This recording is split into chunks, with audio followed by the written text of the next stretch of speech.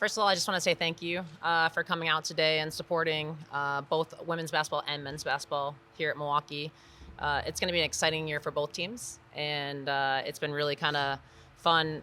The offices and we're kind of in the back side of things. So men's and women's basketball are like kind of connected, and the energy, the excitement between the two offices, it's fun every single day. So um, we're really excited about this year. It's we lost a couple veteran players off our roster last year, which a lot of people are gonna be looking at and thinking that we're taking kind of a step back and some rebuilding pieces.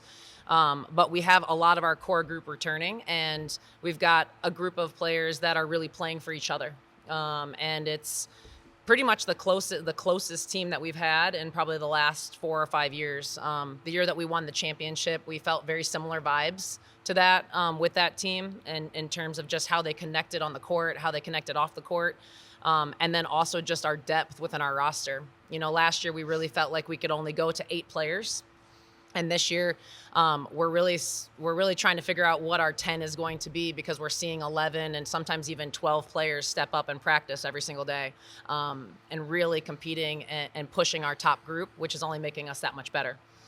We really feel like we have a core group, our starting group, a core group of 5 veterans who just have played a lot of minutes in the Horizon League. 4 of them have played a lot of minutes with us, and then we brought in a transfer, Casey Baumhauer from Wright State, who was top 10 in the league in minutes, top 10 in the league in scoring, and top 5 in assists. So just adding that depth piece to the roster really brings us a very experienced kind of core group. And then you look at our next kind of 5, and they're very young, but they're extremely talented. And so I'm very excited to get them on the court and show our product this year. We're going to play some fast basketball. We're really picking up the pace within practices and really focusing on limiting our turnovers. I'll take questions now. Kyle, in today's day and age of college sports, there's a lot of moving around and things change from year to year pretty quickly, as you know. Can you just explain how you wound up getting Casey and, want to call it who, maybe somebody in from a conference rival? Because it adds a little bit of twist. For sure, it adds a twist. It's interesting because 3 years ago, right around the COVID period, 4 years ago, that wasn't heard of. You just didn't have people transferring within league, and now with the transfer portal opening up, it's a little bit more common. I think there's 4 or 5 players in our league that transferred within this year to a different school. We knew we were going to have one scholarship available, and so we went in very early into the portal, and we were looking for something very specific. We really needed a guard that could come in and score, and somebody that could stretch the defense a little bit to help our post players out so they weren't getting double teamed. And Kendall and Angie last year, played that role for us a lot. They were tasked with taking some of those like difficult shots within games, and we needed somebody that was confident enough to do that. So as we kind of did our research, we went through the portal every single day. Once Casey's name popped up, I have a lot of respect for Carrie at Wright State, so I gave her a call. That was the first call I made, was to check in with her and make sure she was, I don't know, I don't even want to say okay, make sure she knew that I was going to be pursuing Casey. And then kind of we just moved forward on it, and we were really aggressive. We brought her on campus. We had a great time. She really got along with the team very well. They felt connected to her, and she really wanted to be in a big city. It was big for her. She'd like to pursue a career in sports, like major league, some sort, baseball, basketball, something after. And so this was like a great market for her to be in. She also loves the style that we play, so it was just a really good fit. So allow both parties to kind of get the ground running, because you've seen her play. She's played well against you, and her skill set. She knows you guys a little bit, so it's allowed kind of the application process to speed up. Absolutely. She knows our system. It's funny because we'll put a play in, and she'll call it what they called it at Wright State, and she'll be like, "Oh, I hated this play," or. So it's kind of funny like there, because there's some banter that goes back and forth with it. But yeah, absolutely. And she's kind of exactly what we need. She's a little different than Kendall and Angie. The ball really moves with her. Because she's very assist driven as well as scoring driven. So I just feel like the ball is just moving from one side of the court, seamlessly right now with the 3 guards that we have playing in that starting rotation.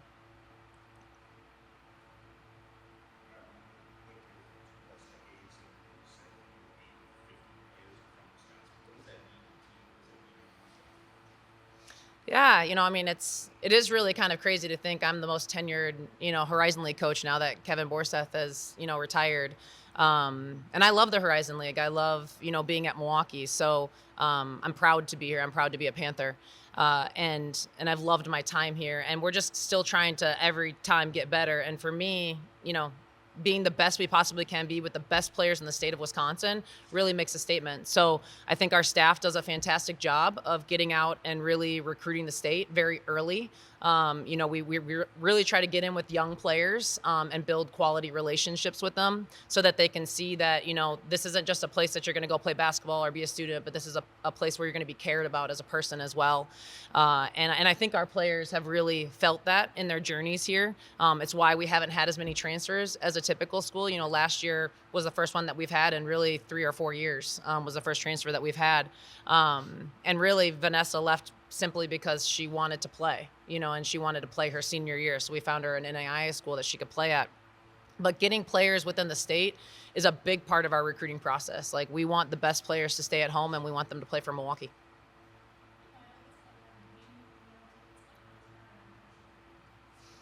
Yeah. So last year it was a unique experience, having her on the team, and I think we did it the right way because she came in as, a red shirt and didn't have to like perform in games, and the team was able to see like how I coach her is the same as how I coach everyone else.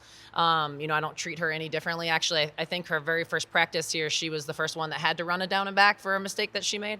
And it's just, that's how it is. When she's here in the gym, I'm coach. At times when we're, go out to dinner, then I can be mom. But we really try to keep a very much of a coach-player relationship here. She's really improved over the last year and a half. She took the redshirt year very seriously, and she's going to be a backup post for us this year. And she's been really challenging Anna and Jory, in the paint, and has really been able to step up as we've been going through a few little minor injuries here and there. She's gotten more playing time in practice, and I think that's just helped her elevate her game. But she's, one of those players that does a lot of the little things that we need, sets hard screens, goes and rebounds, and then scores when she needs to. So we're excited to get her on the court this year, and I think that she's going to really help us as a backup post. And the tie is kind of two obviously sister playing. Can you talk a little bit about just what that's like to have and for you to have your sister on your team now, and Kyle for you to coach sisters, and softball coach as well too. Yeah. I think, I mean, obviously I played with her in high school, and I've worked out with her like my whole life. So obviously we know each other's games really well, which it's really easy to play with someone when you like know what they're going to do, or you know where they're going to be.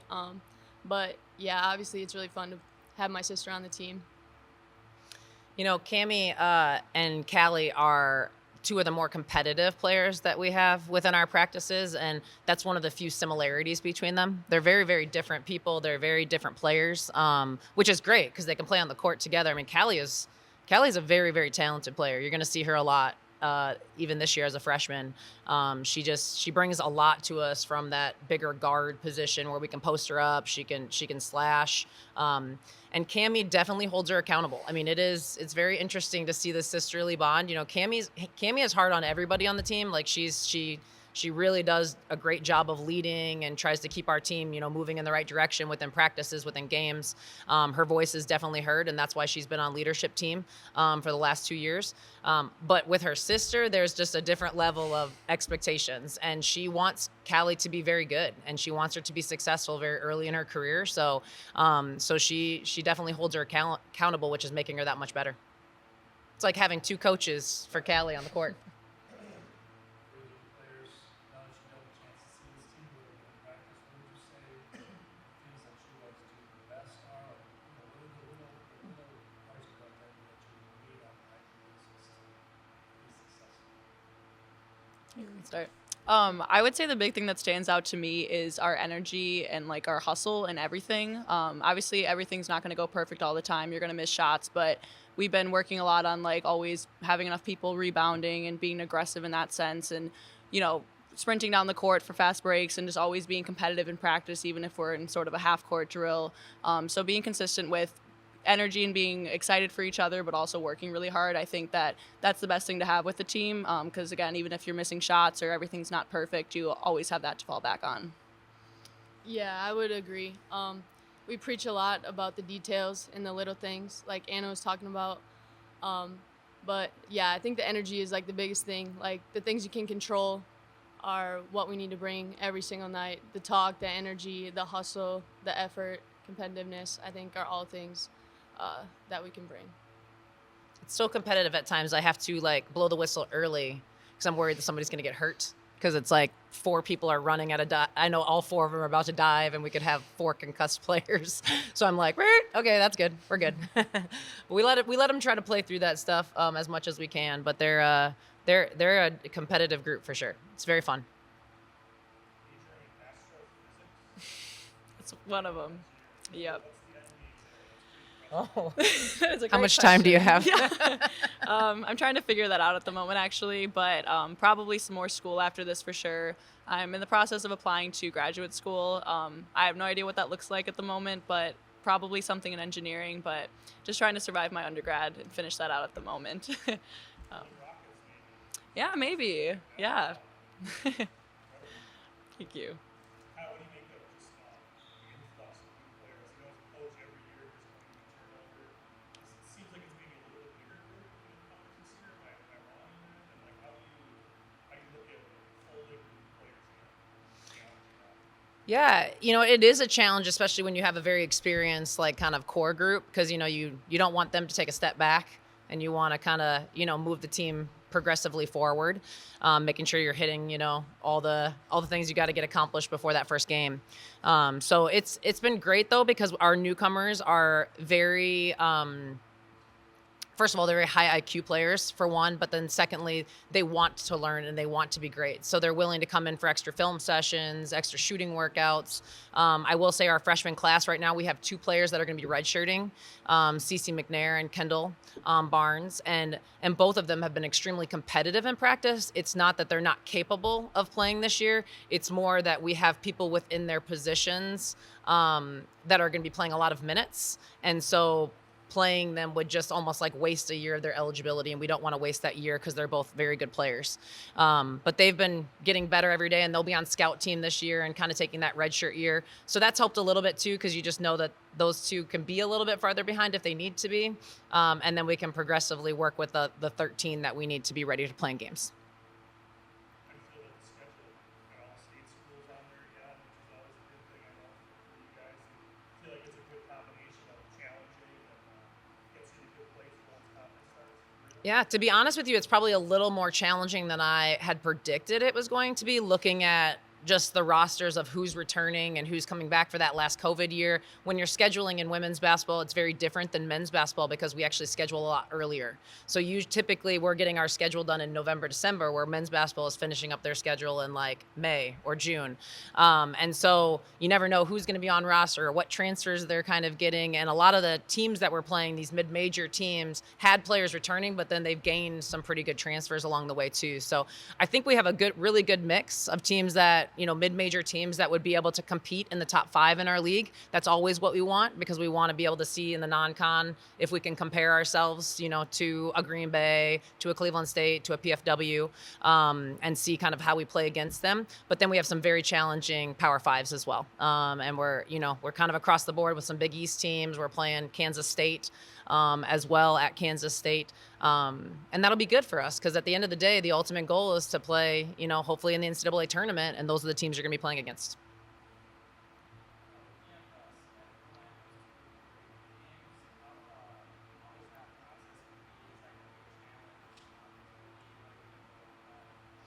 Yeah, so we're actually playing Air Force and American, and I don't know much about them. I did a little bit of research on them once the schedule came out, and we found out who we were playing and talked to a couple friends, out west about Air Force, and everybody's just like, they play so hard, and I'm like, clearly, I can't imagine if you're in the Air Force and you're not playing hard. So I'm excited to play against new people and people we haven't seen, and maybe a different style of basketball, which will be good for our team. But I think I'm more excited about the team building that we're going to be doing out there, and the time that they're going to get to spend. The way that we booked the trip was to allow them to have the very last day with no basketball whatsoever, so no practice, no game. Hoping the sun is shining. We're gonna go do some snorkeling, go to a boat, do some sliding, all that kind of stuff. It's gonna be a really fun day for them to just be able to build as a team and kind of get ready for our first conference games, which are the following week.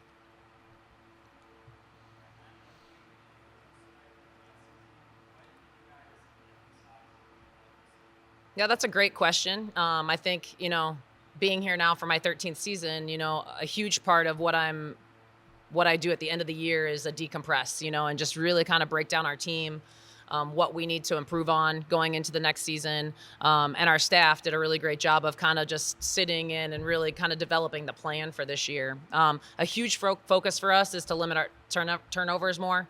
We turned the ball over at way too high of a rate last year for us to be successful. And so we're really trying to focus on that. We're great in the assist category. I mean, we were nationally ranked in assists. And so now if we can get some more shots on goal, that should even push us higher in that area. And then a big thing for us was to kind of fix some of the holes within our defense. We do feel like we're more athletic this year defensively than we've ever been. We're, on the perimeter and stuff like that, we're able to keep people in front a little bit more. Our gaps are a little bit more explosive. And so we're really trying to elevate from where we kind of finished in the league. We were top 3 in defense, but we really want to push to being one of the top in the league and like probably the top team defensively in the league. That's a goal for us.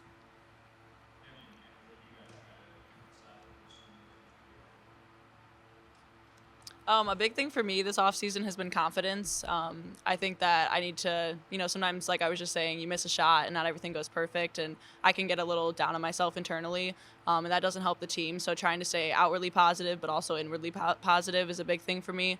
And then also just trying to step up my leadership position on the team as well, gaining and continuing to gain respect for my teammates and doing the best I can as a leader on the team. Yeah, I would agree. That leadership, taking steps there, and also just building relationships with, like you said, we have quite a few new people, like the freshmen. They're at our house every day, but just trying to build those relationships, that way it carries on to the court. And like Coach said before, like this team is super close, and just being able to play together is like really important, that chemistry. So yeah. Anna's also taken a really big step in her physical stance. Like, she's much quicker this year. Her agility has really, really improved, which is helping us in some defensive aspects as well. When you can get a 4-player out there that's as agile as she is, it's really helped. So it's nice to see that improvement piece too.